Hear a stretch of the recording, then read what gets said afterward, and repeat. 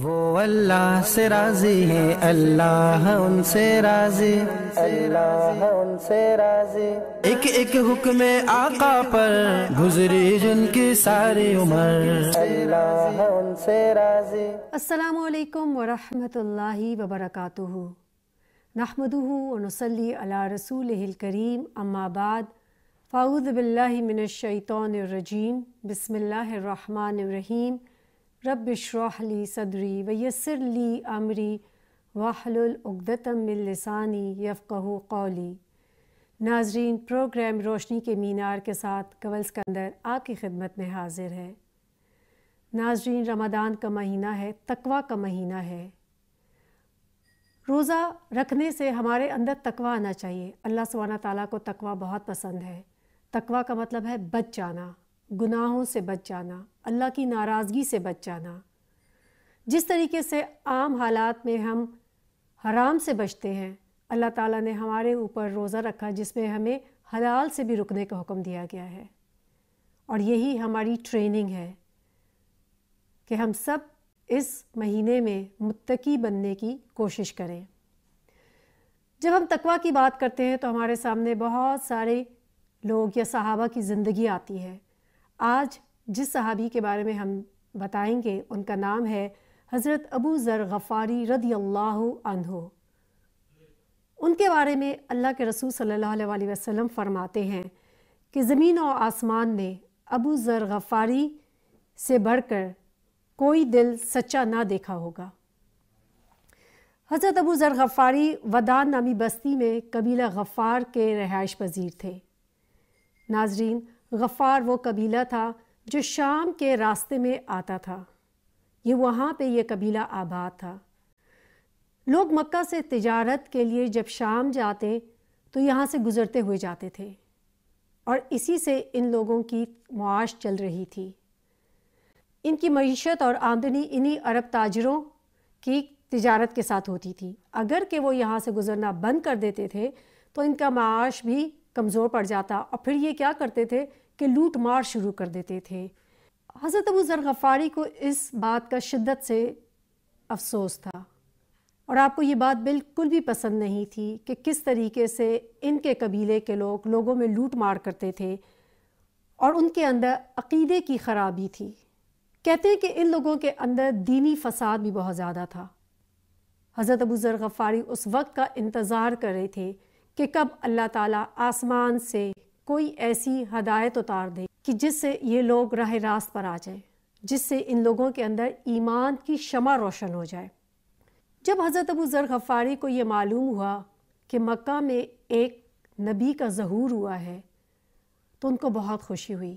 انہوں نے اپنے بھائی انیس کو بلایا اور اس سے کہا کہ وہ مکہ جائیں اور اس نبی کے بارے میں جان کرائیں کہ آخر وہ نبی کیا تعلیم دیتا ہے، کیا پیغام دیتا ہے۔ ان کا بھائی انیس جو ہے وہ مکہ آیا اور اللہ کے رسول صلی اللہ علیہ وسلم سے ملاقات کی۔ آپ کو اللہ کے رسول صلی اللہ علیہ وسلم کی شخصیت بہت ہی پسند آئی۔ آپ اللہ کے رسول صلی اللہ علیہ وسلم سے ملاقات کر کے واپس حضرت ابو ذر غفاری کے پاس آئے اور ان کو بتایا کہ اللہ کی قسم، میں نے خود اپنی آنکھوں سے دیکھا ہے کہ وہ لوگوں کو اچھے اخلاق کی طرف بلاتے ہیں۔ آپ صلی اللہ علیہ وسلم کی گفتگو میں ایسی تاثیر ہے کہ جو بھی ان کی گفتگو سنتا ہے وہ اس سے متاثر ہوئے بغیر نہیں رہ سکتا۔ آپ صلی اللہ علیہ وسلم کی گفتگو نہایت مربوط ہے، اور ایسا بھی نہیں کہ ان کی گفتگو سن کے لگے کہ شاید وہ کوئی شاعری کر رہے ہیں۔ حضرت ابو ذر غفاری نے جب اللہ کے رسول صلی اللہ علیہ وسلم کے بارے میں یہ سب کچھ سنا تو آپ کو ان سے ملنے کا نہایت شوق پیدا ہوا۔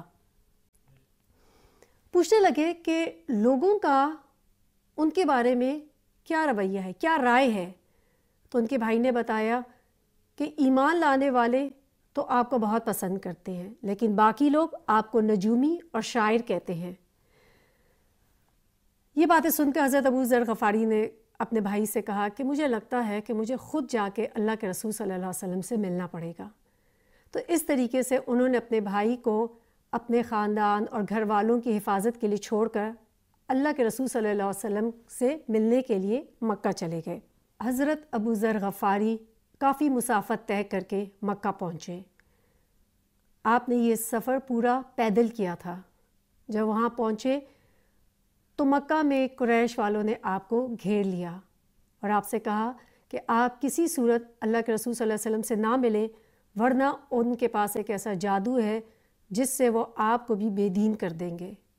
اس کے علاوہ مکہ والے ایسے کسی بھی شخص جو اللہ کے رسول صلی اللہ علیہ وسلم سے ملاقات کرتا یا ان کی تعلیم سے متاثر ہوتا تو اس کو طرح طرح سے پریشان کرتے اور تنگ کرتے۔ حضرت ابو ذر غفاری اللہ کے رسول صلی اللہ علیہ وسلم کو دیکھ کر اور انتظار کیا، رات کو آپ جا کر مسجد میں سو گئے۔ اتنے میں حضرت علی رضی اللہ عنہ اس مسجد میں آئے تو انہوں نے دیکھا کہ ایک باہر سے کوئی مسافر آ کے مسجد میں سو رہا ہے۔ آپ کو اٹھایا اور پوچھا کہ آپ یہاں کیا کر رہے ہیں، لیکن آپ نے یہ بتانے سے گریز کیا کہ میں اللہ کے رسول صلی اللہ علیہ وسلم سے ملنا چاہتا ہوں۔ حضرت علی آپ کو اپنے گھر لے گئے، آپ کا خیال کیا اور آپ نے رات وہیں پہ بسر کی۔ صبح اٹھ کے آپ پھر مکہ آ گئے اور کعبہ میں پھر رہنے لگے۔ رات کو دوبارہ وہاں پہ سونے کے لیے تیاری کی تو حضرت علی پھر آ گئے، پھر دیکھا یہ وہی مسافر ہے جو یہاں پر ہے۔ اس طرح 3 راتیں مسلسل یہ ہوتا رہا۔ آخر حضرت علی نے ان سے پوچھا کہ کس وجہ سے آپ یہاں آئے ہوئے ہیں، آپ کا کیا کام ہے؟ تو آپ نے ان سے کہا میں تمہیں بتاتا تو ہوں، لیکن آپ مجھ سے وعدہ کریں کہ آپ کسی کو یہ بات بیان نہیں کریں گے۔ میں بہت دور دراز سے یہ سفر کر کے آیا ہوں کیونکہ یہاں پہ ایک عظیم ہستی رہتی ہے، میں اس کی زیارت کرنا چاہتا ہوں جس نے نبوت کا دعویٰ کیا ہے۔ کیا آپ ایسا کر سکتے ہیں کہ میری ان سے ملاقات کرا سکیں؟ حضرت علی نے جب یہ بات سنی تو بہت خوش ہوئے اور ان سے کہا کہ جیسے ہی رات ہو آپ میرے پیچھے پیچھے چلتے رہیں اور میں کسی گھر میں داخل ہو جاؤں تو آپ میرے پیچھے آ جائیے گا۔ اگر میں کہیں رکوں تو آپ آگے بڑھ جائیے گا، اس کا مطلب یہ ہے کہ یہاں پر کوئی خطرہ ہے۔ اسی طریقے سے رات کو حضرت ابو ذر غفاری حضرت علی رضی اللہ عنہ کے پیچھے پیچھے چلتے ہوئے دارالارقم تک پہنچ گئے۔ ناظرین، دارالارقم وہ گھر ہے جس میں اللہ کے رسول صلی اللہ علیہ وسلم صحابہ کی تربیت کرتے تھے، ان کی تزکیہ نفس کرتے تھے، ان کو قرآن سکھایا جاتا تھا اور یاد کرایا جاتا تھا۔ حضرت ابو ذر غفاری رضی اللہ عنہ بھی اللہ کے رسول صلی اللہ علیہ وسلم کے پاس گئے اور ان سے ملاقات کی اور ان کے بارے میں، ان کے اسلام قبول کرنے کے بارے میں انشاءاللہ بتاتے ہیں ایک بریک کے بعد۔ السلام علیکم ورحمۃ اللہ وبرکاتہ۔ وہ اللہ سے راضی ہے، اللہ ان سے راضی، اللہ ان سے راضی۔ ایک ایک حکم آقا پر گزری جن کی ساری عمر، اللہ ان سے راضی۔ وہ اللہ سے راضی ہے، اللہ ان سے راضی، اللہ ان سے راضی۔ ایک ایک حکم آقا پر گزری جن کی ساری عمر، اللہ ان سے راضی۔ السلام علیکم ورحمۃ اللہ وبرکاتہ۔ ویلکم بیک ناظرین، بریک پر جانے سے پہلے ہم حضرت ابو ذر غفاری کے بارے میں جان رہے تھے کہ حضرت ابو ذر غفاری کو اللہ کے رسول صلی اللہ علیہ وسلم سے ملنے کا کتنا شوق تھا اور حضرت علی کے ساتھ مل کر آپ دارالارقم تک پہنچ جاتے ہیں۔ دارالارقم میں جب آپ داخل ہوئے تو آپ نے اللہ کے رسول صلی اللہ علیہ وسلم کو وہاں بیٹھا پایا۔ اللہ کے رسول صلی اللہ علیہ وسلم کو آپ نے سلام کیا اور کہا السلام علیکہ یا رسول اللہ۔ اللہ کے رسول صلی اللہ علیہ وسلم نے بھی آپ کو جواب دیا وعلیکہ السلام اللہ ورحمتہ وبرکاتہ۔ تاریخ اسلام میں حضرت ابو ذر غفاری کو سب سے پہلے یہ شرف حاصل ہوا کہ انہوں نے اللہ کے رسول صلی اللہ علیہ وسلم کو ان الفاظ میں سلام کیا اور اللہ کے رسول صلی اللہ علیہ وسلم نے ان کو جواب دیا، اور پھر یہی طریقہ مسلمانوں میں رائج ہو گیا۔ حضرت ابو ذر غفاری جو ہے تقریباً 4 یا 5ویں صحابی تھے جنہوں نے اسلام قبول کیا، یعنی بہت ہی شروع کے ہی دور میں انہوں نے اسلام قبول کر لیا۔ حضرت ابو ذر غفاری فرماتے ہیں کہ جب میں نے اسلام قبول کر لیا اور اللہ کے رسول صلی اللہ علیہ وسلم کی خدمت میں حاضر ہوا تو آپ صلی اللہ علیہ وسلم نے مجھے اسلام کے بنیادی مسائل کے بارے میں بتایا، مجھے قرآن مجید کے بہت سارے اجزاء سمجھائے اور بہت ہی نہایت محبت بھرے انداز میں مجھے ایک تلقین کی۔ آپ صلی اللہ علیہ وسلم نے فرمایا کہ ابھی یہاں اپنے مسلمان ہونے کا کسی کو نہ بتانا، مجھے اندیشہ ہے کہ اگر کسی کو پتہ چل گیا کہ آپ مسلمان ہو گئے ہیں تو کہیں آپ کو اس جرم کی پاداش میں قتل نہ کر دیں۔ یہ وہ دور تھا کہ جب مسلمان اپنے اسلام کو کھلم کھلا لوگوں میں نہیں اعلان کر سکتا تھا، نہیں بتا سکتا تھا۔ ناظرین، ہم کتنے خوش نصیب ہیں، اللہ کا ہم پر کتنا احسان ہے کہ آج ہمیں اس طریقے سے اپنا اسلام چھپانا نہیں پڑتا۔ ہمیں کہیں بھی نماز پڑھنے سے نہیں روکا جاتا، ہم کہیں بھی نماز پڑھ سکتے ہیں، قرآن پڑھ سکتے ہیں۔ اور آپ سب لوگ تو گئی ہوں گے طواف کرنے کے لیے حج یا عمرے پر، کہیں ہمیں طواف کرنے سے نہیں روکا جاتا، بلکہ وہاں تو جب آپ کبھی دیکھیں نماز پڑھتے ہوئے انسان کی روح کانپ جاتی ہے کہ کتنا خوبصورت منظر ہوتا ہے اور کتنی آزادی سے ہم آج اللہ کی عبادت کر سکتے ہیں۔ لیکن صحابہ کے لیے یہ عبادت کرنا اتنا آسان نہیں تھا، ان کو بہت مشکلات سے گزرنا پڑا۔ حضرت ابو ذر غفاری کا ایمان بڑا مضبوط تھا۔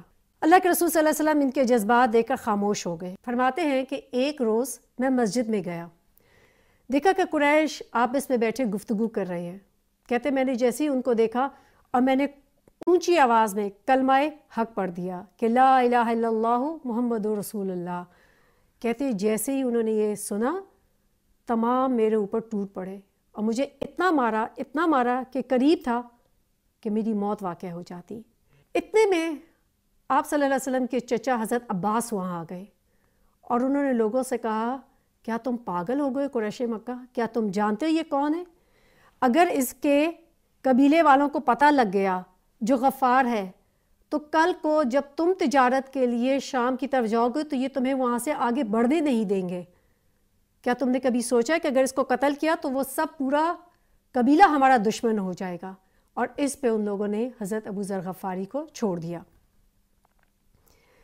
جب اللہ کے رسول صلی اللہ علیہ وسلم نے ان کی یہ حالت دیکھی تو بہت رنجیدہ ہوئے۔ فرمایا کیا میں نے نہیں منع کیا تھا آپ سے کہ آپ یہ نہ کریں؟ تو کہتے ہیں میں نے عرض کیا اللہ کے رسول صلی اللہ علیہ وسلم آپ نے واقعی مجھے روکا تھا، لیکن میری یہ دلی تمنا تھی کہ میں کھلم کھلا اپنے ایمان کا اعلان کر دوں۔ کہتے ہیں پھر اللہ کے رسول صلی اللہ علیہ وسلم نے مجھے فرمایا کہ اب آپ واپس جائیں اپنی قوم کے پاس اور ان کو جا کے دین کی تبلیغ کریں اور دعویٰ کریں اور ان کو اسلام کی دعوت دیں۔ حضرت ابو ذر غفاری فرماتے ہیں کہ میں واپس اپنے قبیلے میں آیا اور ان کو اسلام کی دعوت دینی شروع کر دی۔ جب میں واپس آیا تو سب سے پہلے مجھے اپنا بھائی ملا انیس۔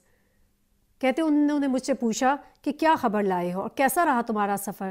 تو میں نے ان کو اللہ کے رسول صلی اللہ علیہ وسلم کے بارے میں بتایا، اس پیغام کے بارے میں بتایا جو اللہ کے رسول صلی اللہ علیہ وسلم دیتے ہیں۔ کہتے میرے بھائی نے فوراً اسلام قبول کر لیا۔ کہتے اس کے بعد جو ہے میں اپنی والدہ سے ملا اور انہوں نے مجھ سے پوچھا کہ کیا پیغام اللہ کے رسول صلی اللہ علیہ وسلم دیتے ہیں؟ میں نے ان کو بھی اسلام کے بارے میں بتایا اور انہوں نے بھی اسلام قبول کر لیا۔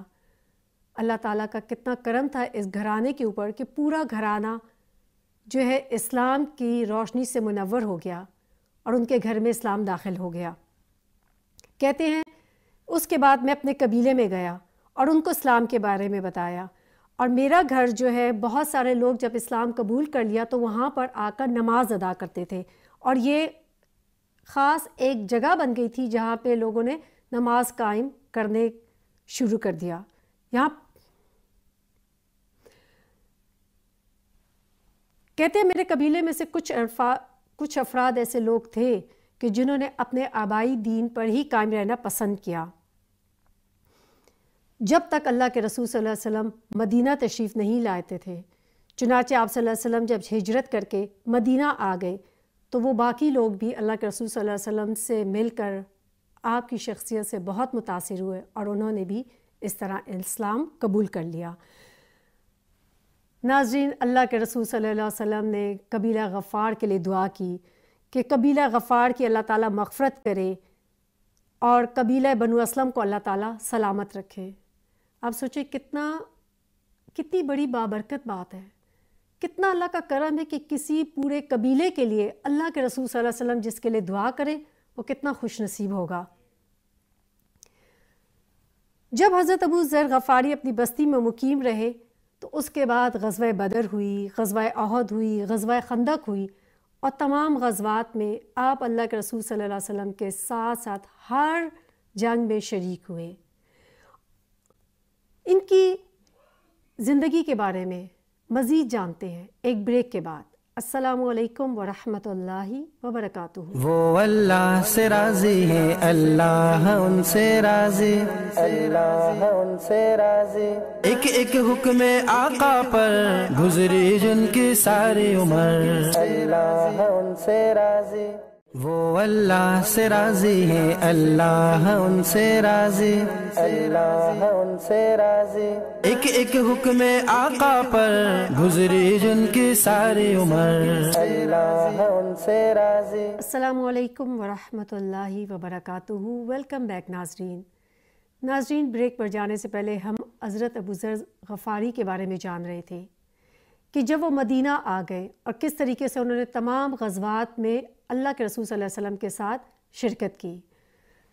جب وہ مدینہ آ گئے تو پھر اللہ کے رسول صلی اللہ علیہ وسلم کی خدمت میں ہی مصروف رہے، اور ویسے بھی ایک اس قدر خوش نصیبی کی بات ہے کہ کسی کو یہ موقع مل جائے کہ وہ رسول صلی اللہ علیہ وسلم کی صحبت اختیار کرے۔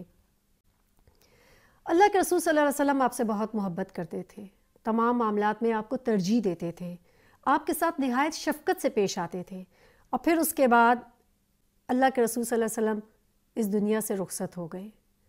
حضرت ابوذر غفاری کے لیے بہت ایک غم اور بہت ہی تکلیف دہ موقع تھا، اور تمام صحابہ کے لیے تھا، کیونکہ وہ اللہ کے رسول صلی اللہ علیہ وسلم سے جو محبت کرتے تھے اس کی کوئی مثال ہی نہیں ہے، کس طریقے سے وہ اللہ کے رسول صلی اللہ علیہ وسلم کے لیے اپنی جان نچھاور کرتے تھے۔ اللہ کے رسول صلی اللہ علیہ وسلم کی وفات کے بعد آپ مدینہ میں بہت بے چین رہنے لگے، اس لیے آپ نے شام کو کوچ کر لیا۔ اس کے بعد حضرت ابوبکر صدیق رضی اللہ عنہ کا زمانہ آیا، آپ وہیں پہ رہے۔ حضرت عمر فاروق رضی اللہ عنہ کا زمانہ آیا، تب بھی آپ شام میں ہی رہے، آپ واپس مدینہ نہیں آئے۔ حضرت عثمان رضی اللہ عنہ کی خلافت میں آپ دمشق چلے گئے۔ دمشق میں لوگوں کی حالت زار دیکھ کے آپ بہت پریشان رہتے تھے، کس طریقے سے کہ دنیا نے ان کو اپنی جاہ و جلال کے اپنی قید میں لے لیا تھا، اور لوگ دین سے کس طرح دور ہونے لگے تھے۔ پھر اس کے بعد حضرت عثمان رضی اللہ عنہ نے آپ کو مدینہ بلا لیا۔ مدینہ میں بھی آ کر جب انہوں نے دیکھا کہ لوگ کس طریقے سے دین سے ان کے اندر دوری آہستہ آہستہ پیدا ہونی شروع ہو گئی ہے، تو بہت ہی پریشان ہوئے، بہت افسوس کرتے تھے، راستے میں لوگوں کو روک روک کر ٹوکتے تھے کہ یہ تم کیا کر رہے ہو، یہ کس دین پہ چلنے شروع ہو گئے ہو۔ اس سختی سے اور تنقید سے عام لوگ تنگ ہونے لگے، تو مصلحت اور حکمت کی وجہ سے حضرت عثمان نے آپ کو مدینہ سے باہر منتقل کر دیا۔ ربضہ کے قریب ایک بستی تھی جو مدینہ سے باہر تھی، حضرت ابوذر وہاں پر مقیم اکیلے رہتے تھے۔ مدینہ کے باہر ایک بستی تھی ربضہ، حضرت ابوذر غفاری وہاں پر رہنے لگے تھے، اکیلے رہتے تھے۔ کہتے ہیں کہ ایک دن ان کے گھر کے اندر کوئی شخص گھس آیا۔ جب گھر کے اندر آیا تو کوئی ساز و سامان نہیں تھا، اس نے چاروں طرف نظر دوڑائی اور تعجب سے پوچھا، اے ابوذر، آپ کا سامان کہاں ہے؟ تو کہنے لگے، ہمارا سامان ایک دوسری جگہ گھر ہے، اس میں منتقل کر دیا ہے۔ وہ شخص آپ کی بات کی مراد سمجھ گیا، کہنے لگا، اے ابوذر، گھر کا اصل مالک کہاں ہے؟ تو کہنے لگا، ایکچولی جس جگہ پر میں نے وہ سامان منتقل کر دیا ہے وہی گھر کا اصل مالک ہے، وہ ہمیں یہاں رہنے نہیں دیتا۔ ناظرین، حضرت ابوذر غفاری ان صحابہ میں سے تھے جن کو دنیا سے کوئی محبت نہیں تھی۔ انہوں نے اپنے گھر میں کوئی سامان نہیں رکھا تھا۔ کیوں؟ کیونکہ وہ جانتے تھے کہ یہ وقت بہت جلدی ختم ہو جائے گا، عنقریب ہم اپنے رب سے مل لیں گے، اور ہر ایک انسان کو جو کچھ وہ جمع کرتا ہے اس کا حساب دینا ہوگا۔ تو اس وجہ سے انہوں نے اپنے گھر کے اندر کوئی سامان جمع نہیں کیا تھا۔ کہتے ہیں حضرت ابوذر غفاری شام کے جب گورنر تھے، ایک مرتبہ شام کے گورنر نے آپ کو 300 دینار بھجوائے۔ آپ کو جب وہ دینار ملے تو آپ نہایت ناراض ہوئے اور فرمایا کہ کیا گورنر کو مجھ سے زیادہ کوئی مفلس شخص اس پورے قبیلے میں اور پورے محلے میں نظر نہیں آیا، اور آپ نے وہ واپس کر دیے۔ ناظرین، 32 ہجری میں یہ ستارہ غروب ہو گیا۔ یہ وہ صحابی ہیں جن کے بارے میں اللہ کے رسول صلی اللہ علیہ وسلم فرماتے ہیں کہ زمین و آسمان نے آج تک ابوذر سے بڑھ کر کوئی صادق دل نہ دیکھا ہوگا۔ یہ تھی زندگی حضرت ابو ذر غفاری کی، جنہوں نے اپنی دنیا کو چھوڑ کر آخرت بنانے میں ہمیشہ کوشاں رہے، اور اللہ کے رسول صلی اللہ علیہ وسلم سے ان کی خاص ایک قربت تھی۔ ہم سب بھی چاہتے ہیں کہ آخرت میں اللہ تعالی ہم سے راضی ہو جائے۔ دنیا کی مثال ایسی ہی ہے کہ جیسے ایک سمندر میں کشتی تیر رہی ہے، جب تک وہ سمندر میں تیر رہی ہے، پانی اندر نہیں آ رہا تو ٹھیک ہے، وہ کشتی نہیں ڈوبے گی، لیکن جیسے ہی وہ پانی کشتی کے اندر آ جائے گا وہ کشتی ڈوب جائے گی۔ تو جب تک ہم دنیا میں رہ رہے ہیں، اس سے فائدہ اٹھا رہے ہیں، لیکن وہ ہمارے دل میں نہیں آئی تو ہماری زندگی آسان ہے، اللہ راضی ہے، امید ہے۔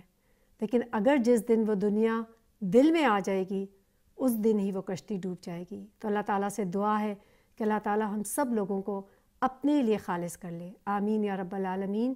سبحانک اللہم و بحمدک، اشہد ان لا الہ الا انت، استغفرک و اتوب الیک۔ السلام علیکم ورحمۃ اللہ وبرکاتہ۔ وہ اللہ سے راضی ہے، اللہ ان سے راضی، اللہ ان سے راضی۔ ایک ایک حکم آقا پر گزری جن کی ساری عمر، اللہ ان سے راضی۔